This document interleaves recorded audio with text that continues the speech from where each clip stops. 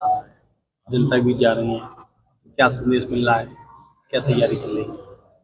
जी, तैयारी चल रही है। अभी धीरे-धीरे तैयारी और तेज़ी पकड़ेगी। भारतीय जनता पार्टी ने अभी तक अपना प्रत्याशी घोषित नहीं कर पाया, बता रहे हैं केशव प्रसाद मौर्य की किस तरीके से चुनाव लड़ने नहीं, की। कोई ना कोई प्रत्याशी तो आएगा भाजपा की तरफ से। हम अपनी तैयारी कर रहे हैं, भाजपा वाले अपनी तैयारी कर रहे हैं। शाद के प्रत्याशी पर दांव खेलना चाह रहे हैं। सुनने में आया था कि आलोक शाद के प्रत्याशी एमएलसी बनने वाले थे, इसके बाद उनका नाम कटा तो शाद के मतदाता नाराज हो सकता है। कोई साग के मतदाता नाराज नहीं होगा। आलोक साग जी हमारी समाजवादी पार्टी के एक मजबूत स्तंभ है मैनपुरी से, और हम सब लोग बहुत ही स्टेबिलिटी के साथ और कोऑर्डिनेशन के साथ काम कर रहे हैं। लगातार सांसद भाजपा के बृजभूषण सिंह का समाजवादी पार्टी विरोध करती रही है। अब चर्चा चल रही है कि राष्ट्रीय अध्यक्ष उनको टिकट देना चाह रहे हैं।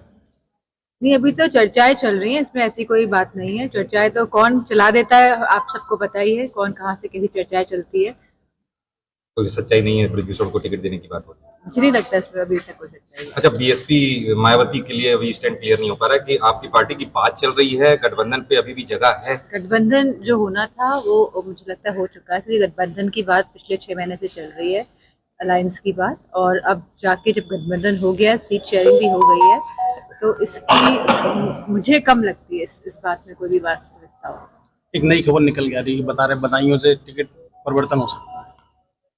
ये तो राष्ट्रीय नेतृत्व के उसमें का सवाल है, क्या वो उम्मीद डिसाइड है? करेंगे। क्या उम्मीद है परिवर्तन की?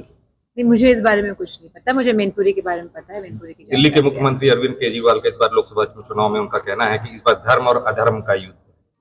लोग मैं समझती हूँ इस बार संविधान को बचाने का युद्ध है, और सभी पार्टियां जो संविधान के पक्ष में हैं, जो स्वतंत्रता के पक्ष में हैं, जो राजनीतिक, सामाजिक और आर्थिक न्याय जो जनता को मिले उसके पक्ष में हैं, वो सब पार्टियां एक साथ आ चुकी है, मजबूती के साथ चुनाव लड़ रही है।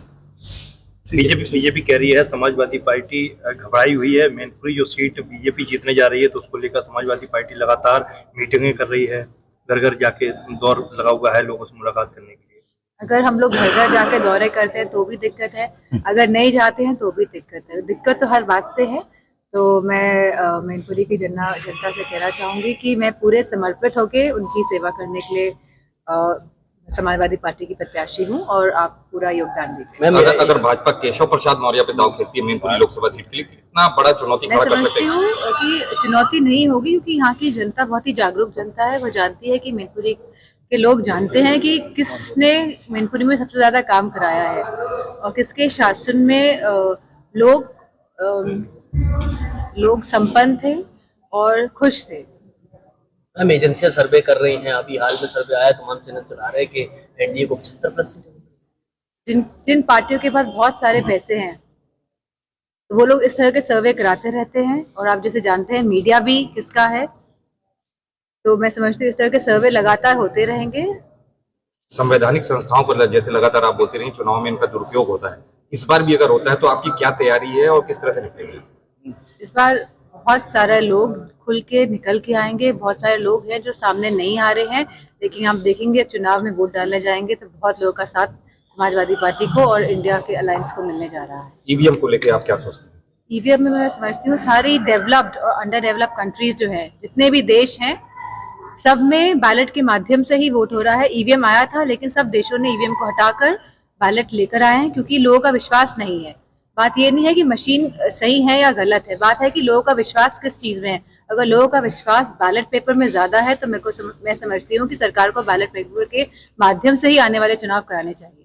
चुनाव आयोग का इस्तीफा और सीजीआई को इस पूरी टीम से बाहर रखने का, इसको कैसे देखते हैं? बस, थैंक यू।